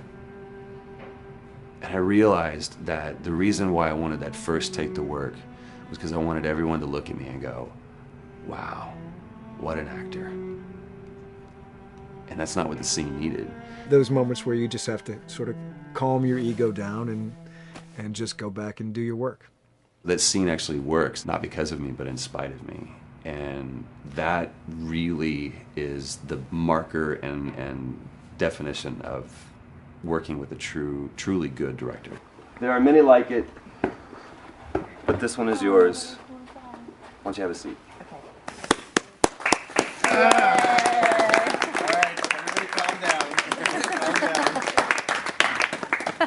Thanks, guys. It's the director's chair. Working on the project, we knew we wanted to have a pretty minimalist soundtrack. And we had a folder where we just throw music in there. Looked at the folder one day and we saw, we have a lot of stuff here from Gustavo Santaolalla. We're looking for a composer. What if we reached out to him? Oh, no. Sarah. Move your hands, baby. I know, baby, I know. Listen to me, I know this one. You're gonna be okay, baby. Stay with me. I'm gonna pick you up. I know, baby, I know it hurts. Come on, baby, please. I know, baby, I know. Sarah. Baby.